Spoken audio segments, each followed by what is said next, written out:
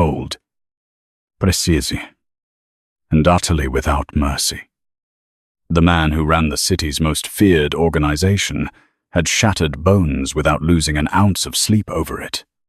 Yet the moment he stepped inside his own diner and heard his heavyset waitress sobbing in the back kitchen, something in the monster hesitated.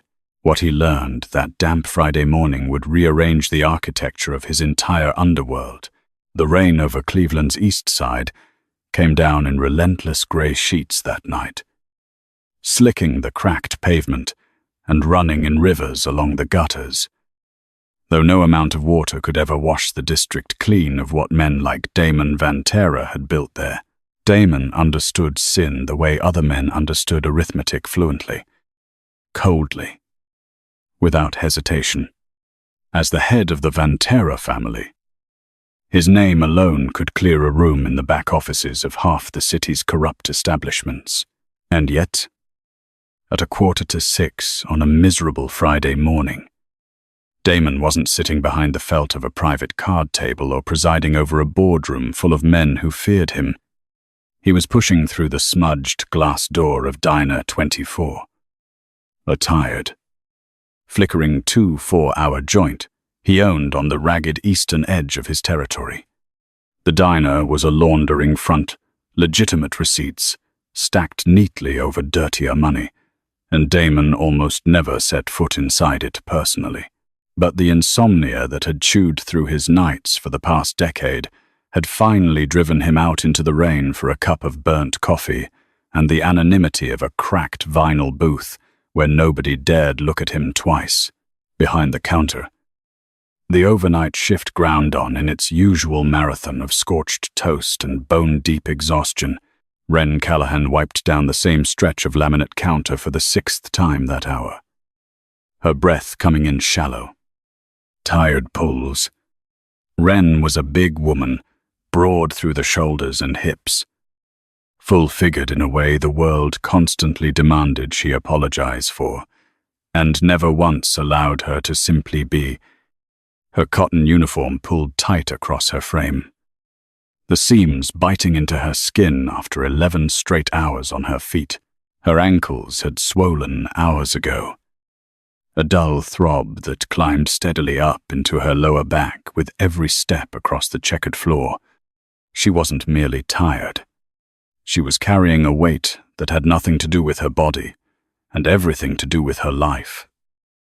And some nights it felt like it might finally crush her flat. Wren was 31, buried under a mountain of medical debt that grew heavier every week. Her mother lay in a narrow bed at St. Augustine Medical Center, under the care of Dr. Owen Whitfield, locked in a losing fight against an aggressive form of lymphoma. Every tip that landed in her apron, every extra double shift she begged her manager to let her pick up, went straight into the black hole of the pharmacy counter. The bell over the door jingled. Wren looked up and forced on the customer service smile that never once reached her red-rimmed eyes. Damon stepped inside, shaking rainwater off the shoulders of his charcoal wool coat. He was a striking man, tall, sharply built, with eyes the color of a storm rolling in off Lake Erie, and a jaw that looked chiseled rather than grown. He carried himself with the kind of stillness that made a room go quiet without him saying a word. The 3 off-duty cabbies, hunched at the far end of the counter, dropped their voices instinctively, some primal part of them recognizing exactly what had just walked through the door. "Coffee. Black," Damon said, sliding into the corner booth.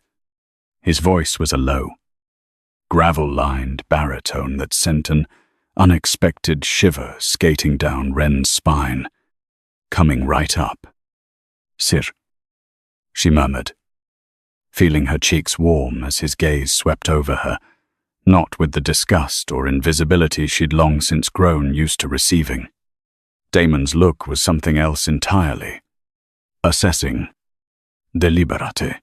She poured the coffee too quickly, her hands trembling just enough to send a few drops splashing onto the saucer.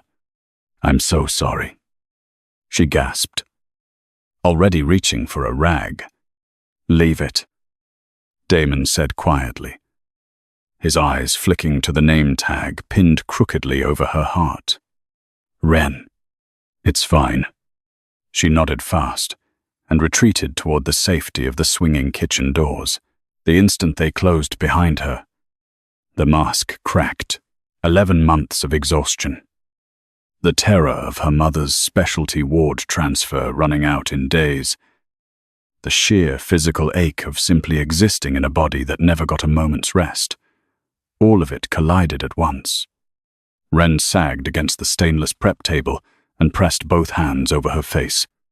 The tears came first in silence, then in deep, racking sobs that shook her from her shoulders down to her swollen ankles. She slid down the side of the counter until she was sitting on the greasy tile, knees drawn to her chest, weeping into the empty, humming kitchen. Out in the dining room, Damon took a slow sip of the bitter coffee. The diner had gone dead quiet, except for the buzz of the neon sign outside and the steady percussion of rain on the windows. Then his sharp ears caught it. A broken, pathetic sound. Someone was crying. Damon frowned. He wasn't a man built for empathy. In his line of work, tears usually meant someone was bleeding out, begging for their life, or both, and he'd long since trained himself to feel nothing when he heard either. He nearly let it go. But this was different. This wasn't the calculated whimpering of a man on his knees. This was raw, unguarded, human despair. And it was coming from the back room of his own building. He slid out of the booth without a sound, his shoes silent on the checkered linoleum.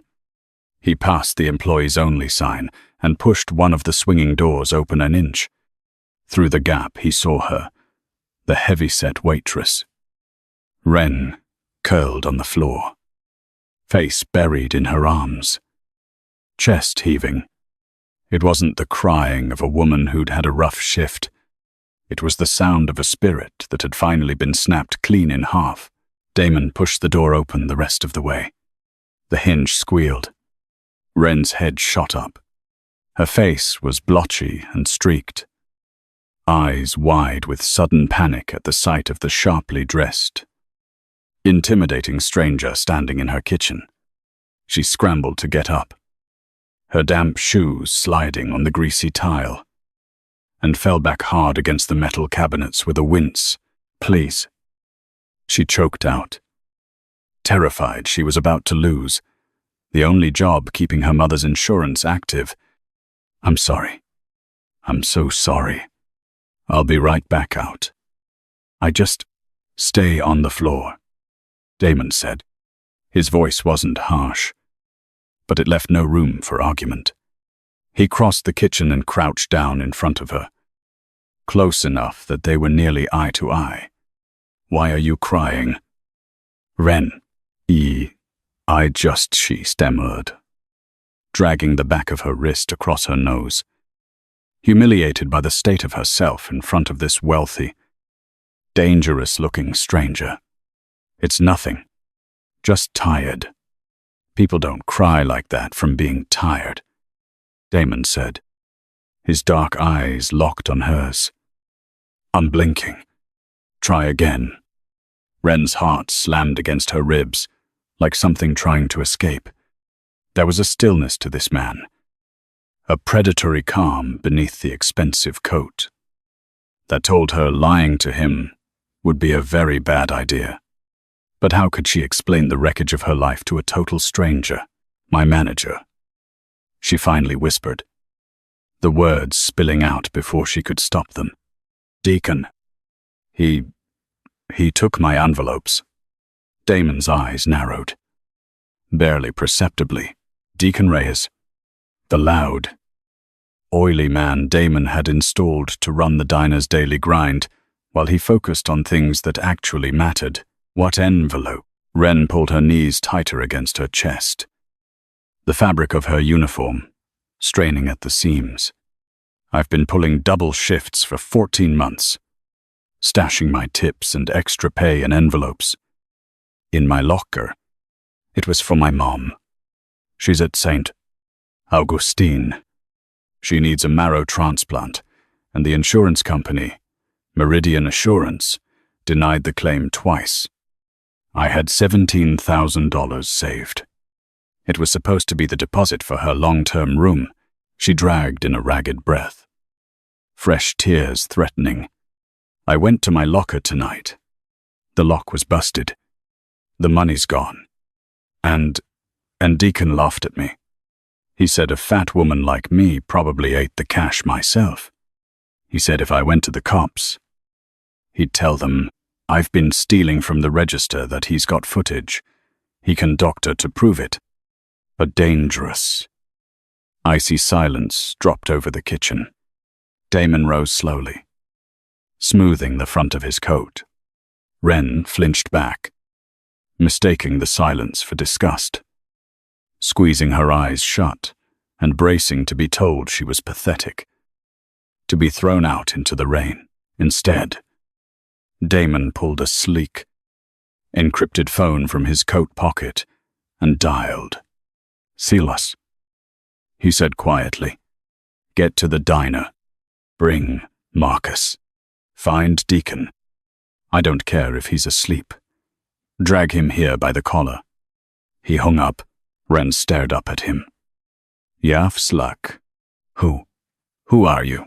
"I own this building," Damon said, looking down at her. "And Deacon has a very bad habit of taking things that don't belong to him." 25 minutes later, the kitchen's back door slammed open on a gust of cold, rain-soaked wind.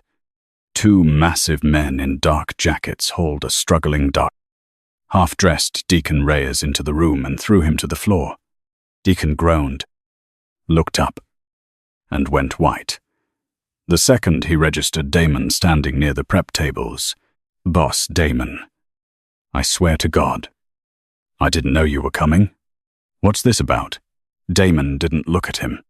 He looked at Wren, now perched on a stool in the corner, clutching a dish towel like a lifeline, shaking from head to foot. She had only just pieced together that the striking stranger from the booth was Damon Vantera, the man half the city whispered about in fear. "Deacon," Damon said, voice terrifyingly soft. "Wren tells me you've been supplementing your income out of her locker." Deacon sneered, shooting a venomous glance at the terrified waitress. Boss. Come on. Look at her. She's delusional. She's been skimming the register for weeks to feed herself. I was just holding the cash as collateral until I could report her to you." The sound of Damon's fist connecting with Deacon's jaw cracked through the kitchen like a gunshot. Wren flinched, stifling a scream.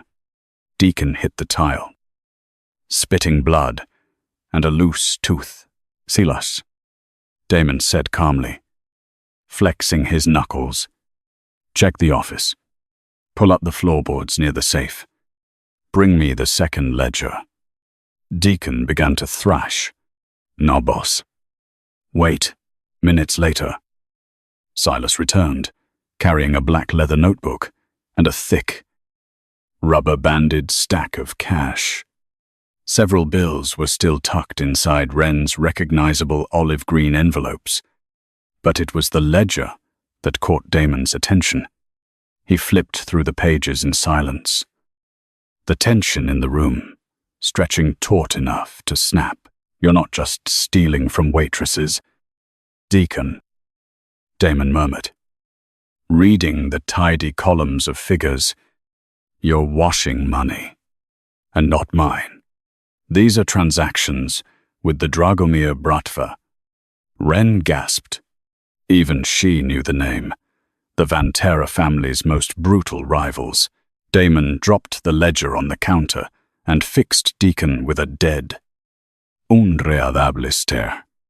You used my diner, my front, to wash Dragomir drug money. And when you came up short on your own debts, you stole from a woman trying to keep her dying mother alive. Damon, please. Deacon sobbed, crawling backward across the greasy floor. They were going to kill me. I had debts. I was going to put it back. I swear it. Damon nodded once to Silas and Marcus. Take him to the yard by the rail lines. I'll deal with him in 90 minutes. No. Please. Deacon's screams were swallowed almost instantly by the roar of the rain as the two men dragged him out the back door. The kitchen fell silent again. Damon turned back to Wren, who sat frozen on the stool, hands clamped over her mouth. Terrified, she just watched a man being taken to his death. She knew too much now. She might be a liability. Damon crossed to her and picked up the stack of olive envelopes from the counter, holding them out. 17,000. You said. Wren could only manage a jerky nod. Eyes wide. Count it, he said gently, with clumsy, trembling fingers. She thumbed through the bills. Every crumpled 10 and 5 was there. It's all here, she whispered, tears springing fresh. This time from sheer relief. Damon reached into his breast pocket and withdrew a brushed gold money clip. He peeled off a thick stack of crisp 50s, another $28,000, and set it on top of her envelopes. For the deposit, he said, and for the trouble my employee caused you. Wren stared at the money, then up at the terrifying, striking man who had just dismantled her tormentor in front of her. I can't take this. You don't owe me anything. She trailed off, too afraid to say the word aloud. I'm a businessman. Wren, Damon said, his gaze dropping for a heartbeat to the red marks the too tight uniform had left along her collarbone. Something unreadable flickered across his face. And I protect what's mine. This diner is mine. That means the people who bleed themselves dry working here are under my protection. Go to the hospital. Be with your mother. Wren clutched the money to her chest. In a world that had spent 31 years telling her she took up too much space, that she was owed nothing. The most dangerous man in the city had just looked at her and truly seen her. As Damon turned to walk back out into the rain, to finish whatever dark business waited for him at the rail yard, Wren understood one thing with absolute certainty. The mafia boss had just bought himself her loyalty, and in doing so, had tethered two impossibly different worlds together, without either of them realizing it yet. St. Augustine Medical Center was a sprawling maze of blinding fluorescent corridors and the ever-present, suffocating smell of antiseptic. For Wren, walking through the sliding doors of the oncology wing usually felt like marching toward a sentence already handed down. Today felt different. Today she carried $45,000 zipped inside her worn canvas bag like a live wire. She found Dr. Owen Whitfield near the nurse's station, reviewing a chart, his face carved with the particular exhaustion of a man who delivered too much bad news for one lifetime. When Wren approached, clutching her bag to her chest, he offered a tired, sympathetic smile, expecting another plea for an extension the billing office would inevitably reject. "Wren." "Doctor," Whitfield said gently, "I know you've been trying. But Meridian called again this morning. If we don't have the deposit by 2 o'clock, I'll have to move your mother to palliative care." Without a word, Wren unzipped the bag. She pulled out the olive envelopes and the crisp banded 50s Damon had handed her and set the whole pile on the counter. "It's all here. 45,000. Count it. Please just get her the transplant. Doctor. Whitfield stared at the cash in open disbelief, his eyes moving between the money and Wren's tear-streaked, fiercely determined face. Wren, this is an enormous amount of cash. Are you sure you're not in some kind of trouble? It's clean. Wren leaped. Though the truth was, she had no idea where Damon's money actually came from. And in that moment, she found she didn't care. Just save my mother. For the next 5 days, Wren floated through a strange, surreal relief. Her mother was moved to the specialized ward. The transplant was scheduled. For the first time in longer than she could remember, Wren let herself breathe. But she hadn't gone back to Diner 24. The memory of Deacon's blood on the linoleum, and the terrifying, glacial calm on Damon Vantera's face, followed her into every dream. She had spent her whole life invisible, and in the space of one night, had become painfully, permanently visible to the most dangerous man in the city, the underworld. However, does not let loose ends fade quietly. Deacon's sudden disappearance did not go unnoticed by the Dragomir Bratva, Viktor Dragomir, a ruthless enforcer with a reputation for zero mercy, had been relying on Deacon to launder a large shipment of arms profits through the diner. When Deacon vanished, along with the ledger and the latest cash drop, Victor started tracing the rat's last known steps. The trail led, inevitably, to the overnight shift at Diner 24 on a damp Wednesday evening, 12 days after the night that changed everything. Wren was finally forced to leave the safety of the hospital wing to gather some clothes from her cramped basement apartment on the city's west end. The block was quiet, streetlights flickering overhead as she fumbled with her keys. She never saw the pearl-white panel van pull up to the curb. Before she could get her door open, a large, heavily tattooed hand clamped over her mouth. Wren screamed, the sound muffled against rough leather gloves. She fought hard, her weight and strength giving her enough leverage to drive an elbow backward into her attacker's ribs.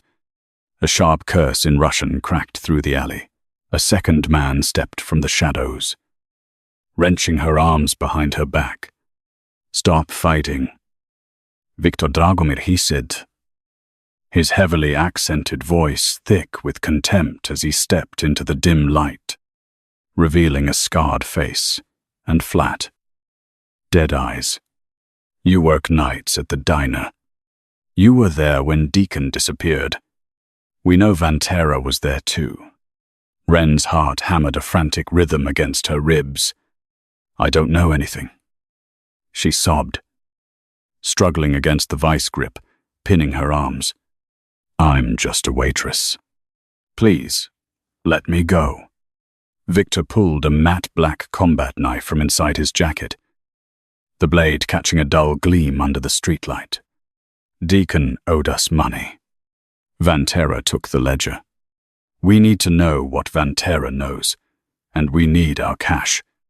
He pressed the flat of the blade to her cheek, the cold metal sending a jolt of pure terror through her. You will tell us everything you saw, or I carve you into pieces. Wren shut her eyes, praying for a miracle, thinking of her mother finally safe in the hospital, tears sliding down at the thought of leaving her alone. Then the shriek of tires tore through the alley. 2 maroon muscle cars roared down the narrow street and blocked both exits at once. Doors, flying open in perfect unison. Drop the blade. A terrifyingly calm, gravel-edged voice commanded from the darkness. Wren's eyes snapped open. Standing 20 feet away, lit by the harsh glare of headlights, was Damon Vantera. No tailored coat tonight, just a plain black shirt and a suppressed pistol held loose and casual in one hand. Silas and Marcus flanked him. Rifles ready. Victor Sneerfalder. A flash of genuine fear crossing his eyes.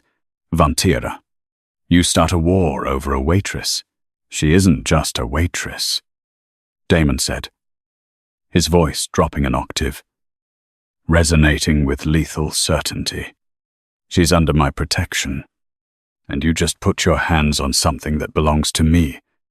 What followed was fast, brutal, and almost entirely silent, save for the sickening crunch of bone and the muted thip of Damon's weapon.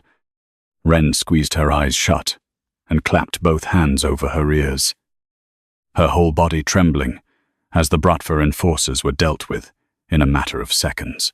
When the silence finally settled, a warm, steady hand touched her shoulder. She flinched hard, bracing for a blow. "Look at me," Damon said softly. She opened her tear-blurred eyes to find him kneeling in front of her on the wet pavement, his stormy gaze moving over her face.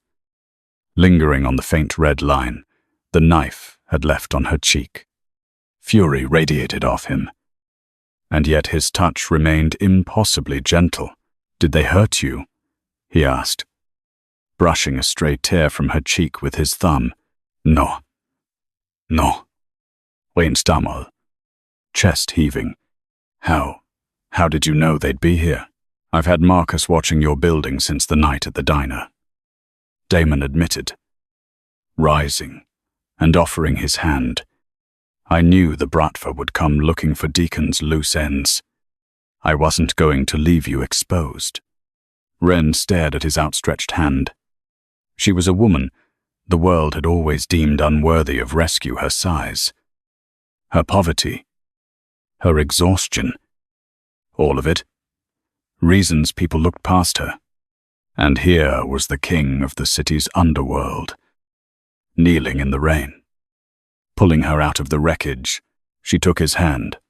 His grip was firm, hauling her upright with ease.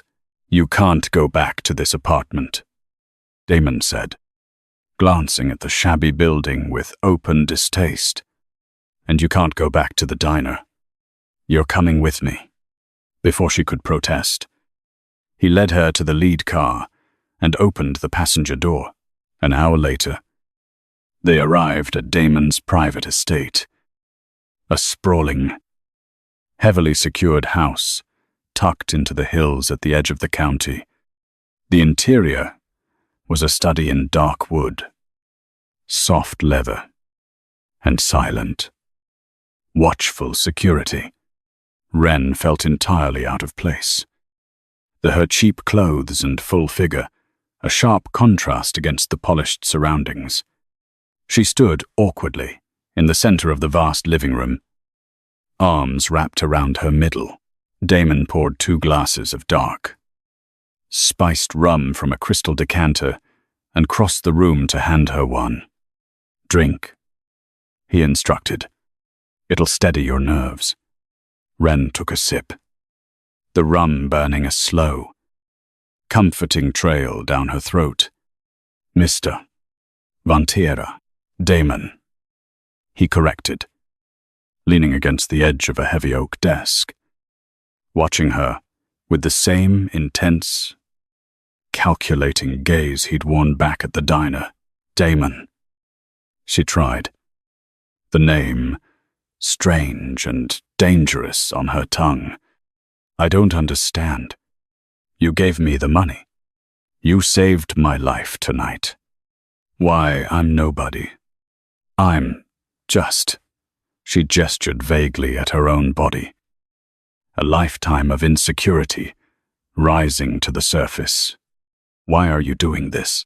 Damon set his glass down and closed the distance between them with slow, deliberate steps until he was standing just inches away. Wren had to tip her head back to meet his eyes. "You think your size makes you invisible." "Wren," he said, voice a low rumble. You think it makes you weak. But the night I found you in that kitchen, completely shattered, you still got back up. You took my money not for yourself, but to save your mother.